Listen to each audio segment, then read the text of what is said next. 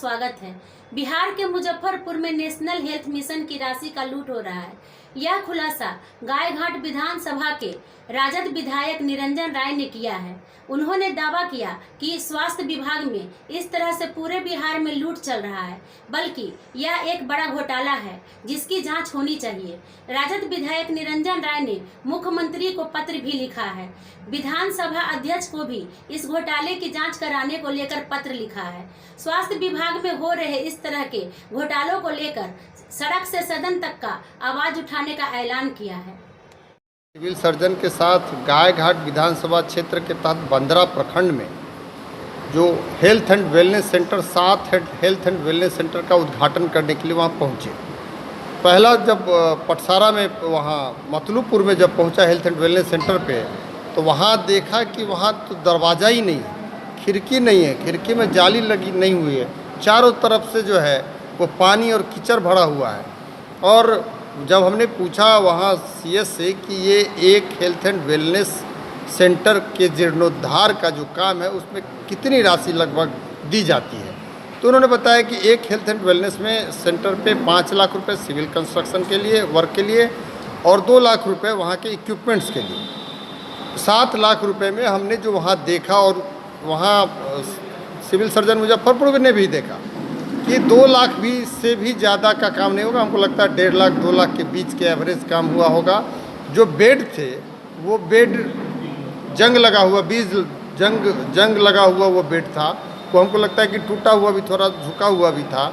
खिड़की नहीं था, उस पर जाली नहीं थी। और गेट जो है वो 4-4 रूम का, वहाँ से पटसारा गए, दूसरा हेल्थ एंड वेलनेस सेंटर पर गए कि वहाँ कुछ अच्छा मिले। वहाँ जाने के बाद और 4-4 दरवाज़ा नहीं है, खिड़की के ऊपर किसी तरह से किवाड़ को खड़ा करके ढका गया है। मुख्य रूप से उन लोगों का ये था कि जब आएंगे तो इसे बाहर से फीता काटेंगे और निकल जाएंगे, क्योंकि 7 जगह 8 जगह है, ये अंदर उतना घूम करके देख नहीं पाएंगे। तब जबकि हमारा क्षेत्र बाढ़ प्रभावित क्षेत्र है, हम इसलिए भी थोड़ा ज़्यादा मुआयना इसलिए किया कि यहाँ जो सांप, बिच्छू और अन्य तरह के जो घटनाएँ घटती रहती हैं उससे संबंधित दवा है कि नहीं, क्या और सुविधा की भी ज़रूरत है वो भी जानकारी लें। लेकिन वहाँ तो देखा कि जिस तरह से अराजकता, जिस तरह से भ्रष्टाचार और सरकारी राशि की जो लूट की गई है, हम उस 2 के उद्घाटन में पहुँचने के बाद वहाँ से हम लोग बैक हो गए। सिविल सर्जन भी साथ में थे, सिविल सर्जन भी बैक हो गए कि अब अगली जगह जाने का क्या मतलब बनता है। एक हेल्थ एंड वेलनेस सेंटर पे 7 लाख रुपए की राशि दी गई है और 2 लाख का भी काम नहीं किया गया है। इस तरह से मुजफ्फरपुर ज़िले में 172 हेल्थ एंड वेलनेस सेंटर को जोड़ लीजिए कि 172 × 7 लगभग 12-13 करोड़ रुपए की राशि हो रही है। और उसमें खर्च 2-3 करोड़ भी पूरे ज़िला में नहीं हुआ होगा।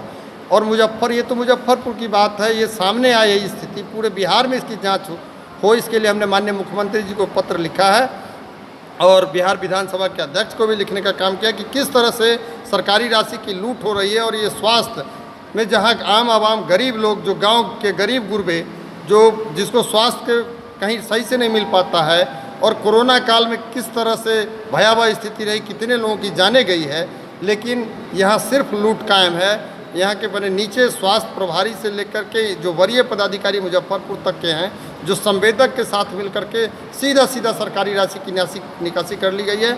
और बाहर से सिर्फ रंग रोगन कर दिया गया है कि दूर से देखने पे लगे कि इस पर निश्चित रूप से कुछ काम हुआ है। तो हम माननीय मुख्यमंत्री से लिखे हैं कि इसका मैंने उच्च स्तरीय जांच हो, पटना से टीम बना करके जांच करें। और ये तो सिर्फ अभी गायघाट मुजफ्फरपुर का मामला है, मुजफ्फरपुर ज़िले का नहीं, पूरे बिहार के 38 जिले में इसकी जांच कराई जाए। काफ़ी बड़े घोटाले का पर्दाफाश होगा कि किस तरह से स्वास्थ्य विभाग में लूट मचा हुआ है। हम इसके बाद माननीय मुख्यमंत्री से मिलकर के भी पत्र देंगे और अपने आदरणीय नेता तेजस्वी प्रसाद यादव जी से भी मिलकर के बताने का काम करेंगे कि किस तरह से स्वास्थ्य विभाग में लूट मचा हुआ है।